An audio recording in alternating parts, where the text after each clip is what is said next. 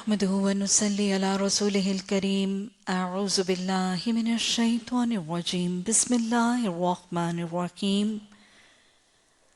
حضرت زید بن ثابت رضی اللہ تعالی عنہ. زید ان کا نام، کنیت ابو سعید،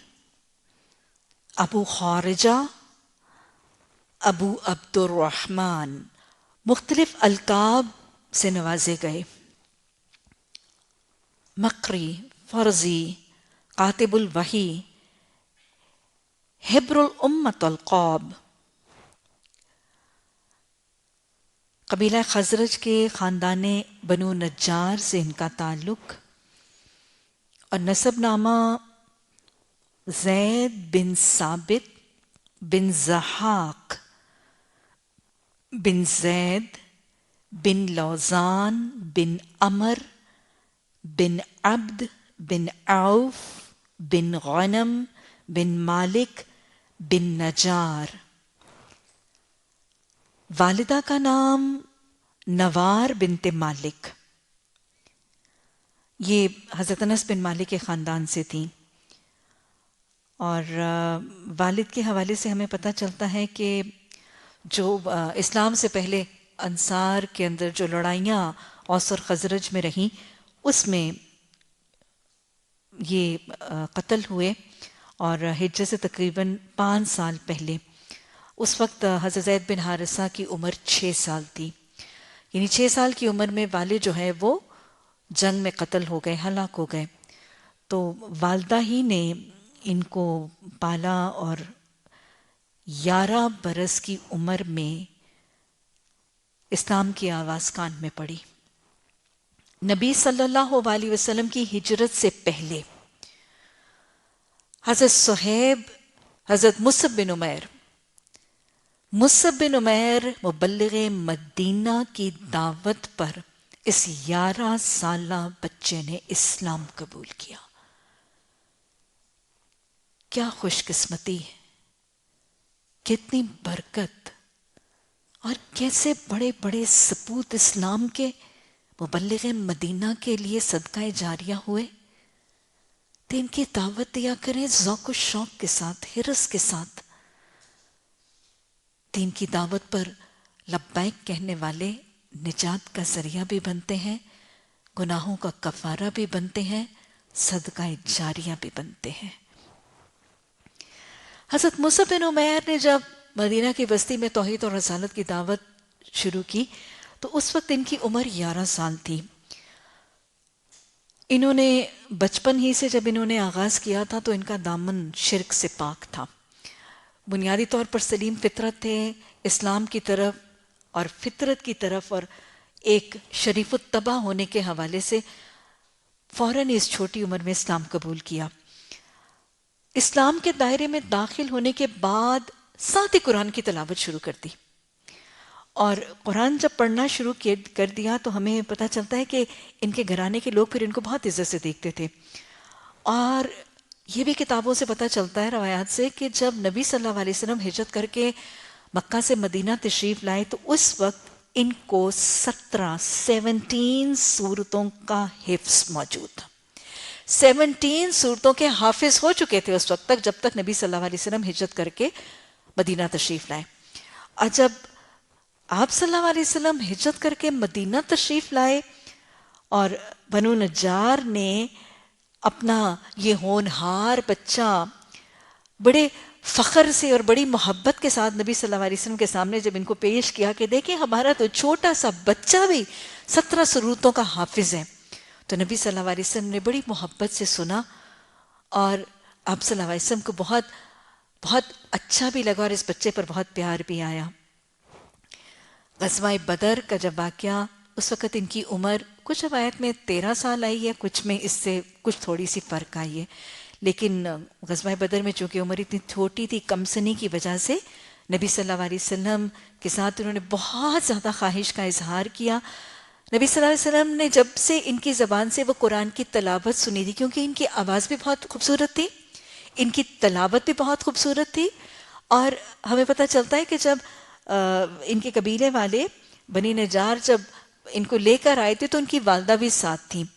اور ان کی والدہ نے نبی صلی اللہ علیہ وسلم سے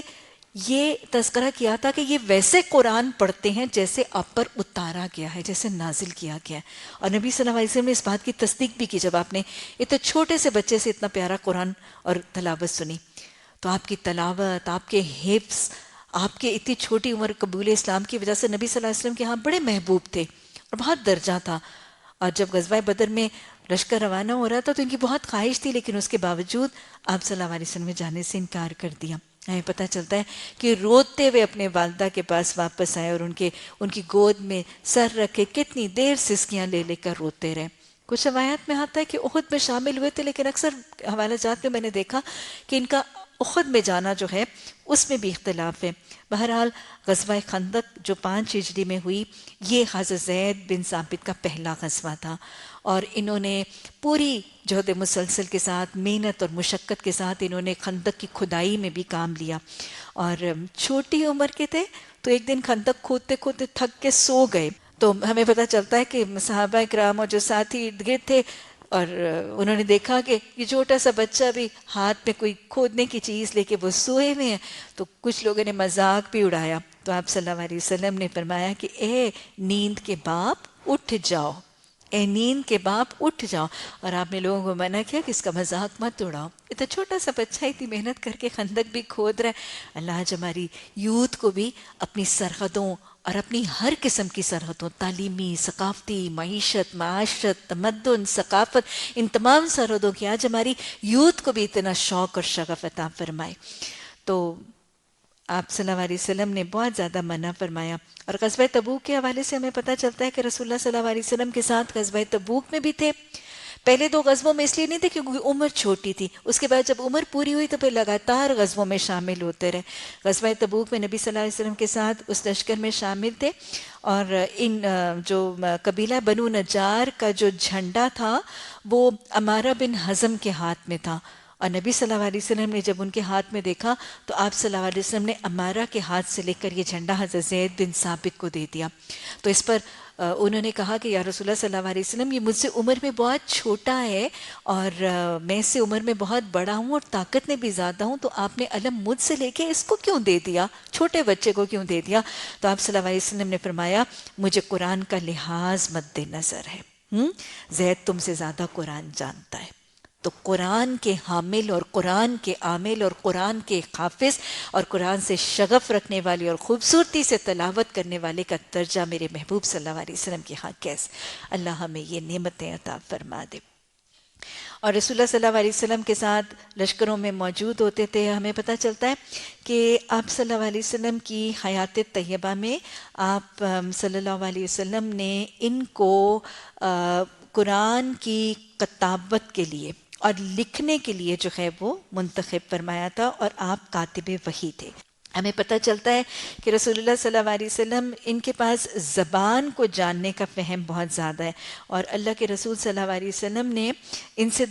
یہ کہا تھا کہ زید عبرانی سیکھ کر میری مدد کرو، کیونکہ آپ صلی اللہ علیہ وسلم نے فرمایا ہے کہ یہ لوگ عبرانی زبان میں کچھ اپنی کتابوں کی کچھ ایسی باتیں کہہ دیتے ہیں جو صحیح نہیں ہوتی، تو تم عبرانی سیکھو. اور کچھ روایت میں ہمیں یہ پتہ چلتا ہے کہ حضرت زید بن ثابت نے 20 دنوں میں عبرانی زبان نبی صلی اللہ علیہ وسلم کے اس معاملے میں انہوں نے سیکھی. اور کاتب وحی ہونے کے ساتھ ساتھ ہمیں یہ پتہ چلتا ہے کہ چونکہ وحی کی کتابت کی ذمہ داری دی گئی تھی، تو حضرت زید جو چیز اس وقت ان کے پاس میسر ہوتی تھی اس پر اس کو وحی کو لکھ لیا کرتے تھے. اور اسی کتابت وحی کی وجہ سے نبی صلی اللہ علیہ وسلم کے ساتھ بہت ہوتے تھے، ہر وقت نبی صلی اللہ علیہ وسلم کے ساتھ سائے کی طرح ہوتے تھے. اور یہ وہ جلیل القدر صحابی ہیں رسول اللہ صلی اللہ علیہ وسلم کے کہ جن کی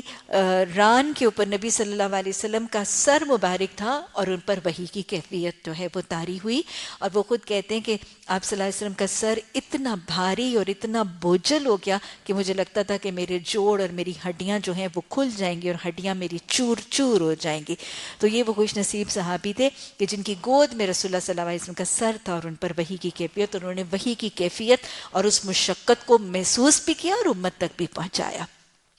اور پھر اللہ سبحانہ تعالیٰ نے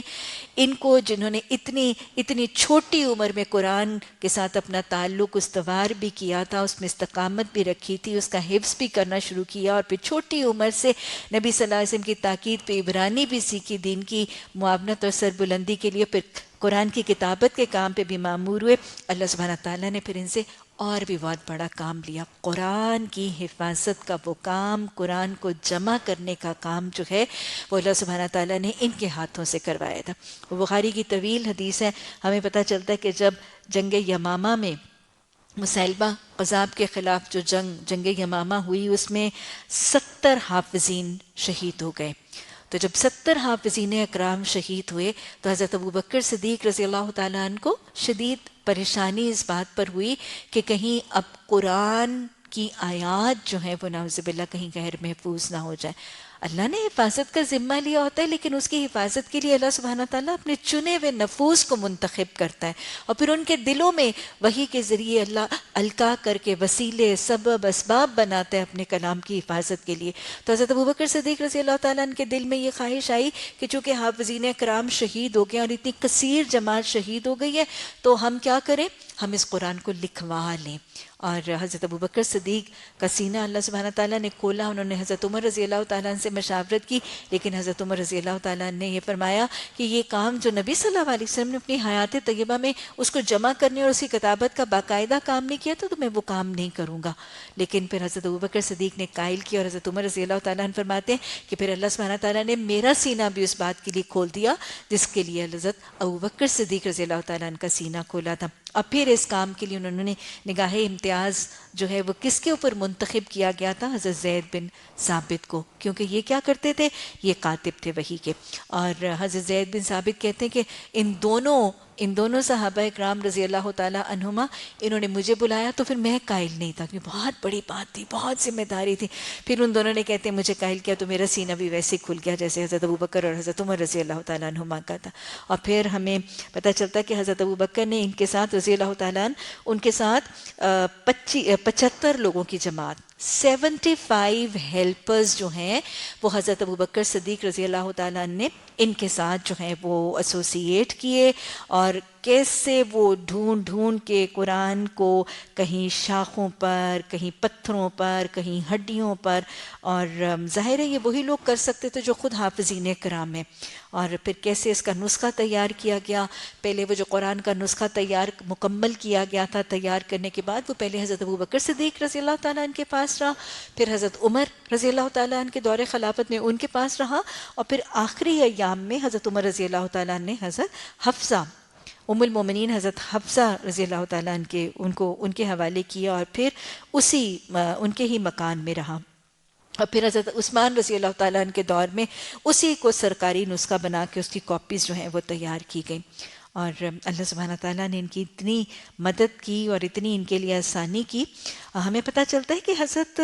زید بن ثابت کا اس کے علاوہ مدینہ کی سیاست میں جو آپ صلی اللہ علیہ وسلم کی حیات طیبہ کے بعد جو خلافت راشدہ کا دور ہے، اس میں بھی ان کا بہت ایمننٹ اور بہت امپورٹنٹ اور بڑا مثبت پازیٹیو کردار ہے۔ نبی صلی اللہ علیہ وسلم کی وفات کے بعد جب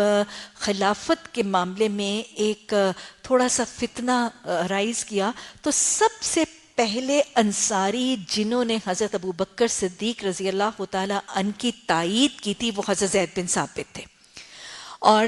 پھر اس کے بعد حضرت زید نے ہی حضرت ابوبکر صدیق رضی اللہ تعالیٰ عنہ کا ہاتھ پکڑا اور انصار سے کہا کہ ان کے ہاتھ پر بیعت کریں، اور اسی طرح حضرت عمر رضی اللہ تعالیٰ عنہ نے ان کو ان کے فہم، ان کی فراست، ان کے دین کے احکامات کے علم کی بنیاد پر ان کو مدینہ کا قاضی مقرر کر دیا، اور حضرت ابوبکر اور حضرت عمر رضی اللہ تعالیٰ عنہ کے دور میں ان کو مجلس شورا کا رکن بھی بنایا گیا، اور اسی طرح حضرت عمر رضی اللہ تعالیٰ عنہ کے دور میں ان کو بیت المال کی جو ذمہ داری ہے وہ بھی دی گئی، اور حضرت عمر رضی اللہ تعالیٰ عنہ تو ان پہ اتنا زیادہ اعتماد کرتے تھے کہ جب وہ مدینہ سے کہیں سفر پر تشریف لے جاتے تھے تو ان کو پیچھے اپنا نائب اور جانشین بنا کر خلافت کے پوسٹ پر چھوڑ کے جاتے تھے۔ تو حضرت عمر رضی اللہ تعالیٰ عنہ کے دور خلافت میں حضرت زید نے 3 موقعوں پر ان کی جانشینی کا فریضہ جو ہے وہ سر انجام دیا. مال غنیمت کی تقسیم، ان کی امانت اصل میں تھی، بہت زیادہ صاحب ایمان اور امانت دار تھے. سچائی اور امانت داری ان کا ایک بہت زیادہ بنیادی صفت تھی ان کے مزاج کی. نبی صلی اللہ علیہ وسلم کے حوالے سے ہمیں پتہ چلتا ہے کہ آپ صلی اللہ علیہ وسلم نے بھی اپنی حیات طیبہ میں اور حضرت عمر کی حیات طیبہ میں جنگ یرموک میں سے جو مال غنیمت ملا تھا اس کو تقسیم کرنے کے لیے بھی حضرت زید کے سپورٹ کیا گیا تھا. حضرت زید، حضرت عمر اور حضرت عثمان اور حضرت ابوبکر صدیق ان کے مقربین میں سے تھے اور ان کے بہت زیادہ معتبر اور قابل اعتماد لوگوں میں سے بھی تھے. 55 سال 55 یا 56 سالوں کی عمر میں ان کی وفات ہوئی 45 ہجری میں. اور ہمیں پتہ چلتا ہے کہ حضرت ابو ہریرہ نے ان کی وفات کی خبر سنی تو حضرت ابو ہریرہ رضی اللہ تعالیٰ نے فرمایا آج ایک امت کا حبر اٹھ گیا، امت کا ایک سکولر اٹھ گیا. اور مروان بن حکم جو مدینہ کے امیر تھے، ان کے بڑے دوستانہ تعلقات تھے، تو انہوں نے نماز جنازہ پڑھائی. اور حضرت عبداللہ بن عباس اور سعید بن مسیب، یہ جب ان کی میت قبر میں اتاری گئی تو حضرت عباس رضی اللہ تعالیٰ عنہ نے حسرت سے کہا کہ دیکھو علم اس طرح جاتا ہے اور آج علم کا ایک بہت بڑا حصہ دفن ہو گیا. تو صحابہ کرام ان کے علم اور ان کے دین کے فضل کے حوالے سے بہت معترف تھے. قرات بہت خوبصورت کرتے تھے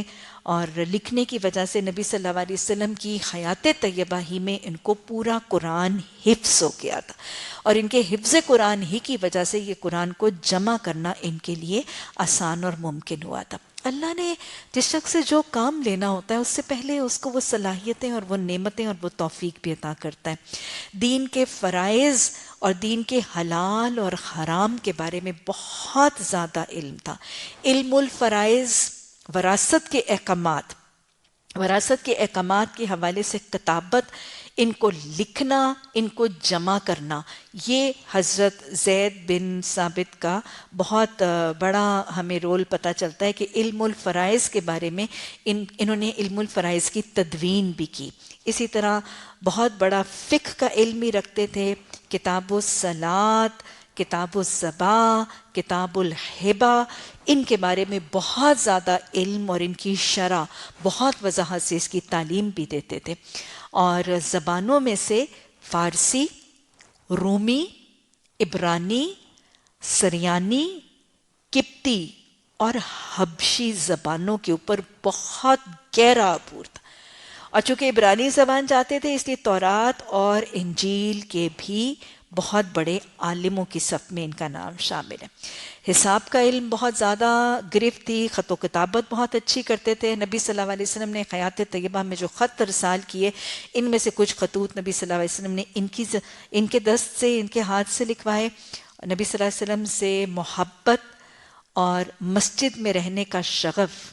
اور نبی صلی اللہ علیہ وسلم سے قرب کا شوق ان کی شخصیت کا بہت امپورٹنٹ ایک عناصر نظر آتے ہیں. صحابہ کرام اور خلفائے راشدین کے ہاں ایک بہت زیادہ اہم ان کی پوزیشن اور پوسٹ تھی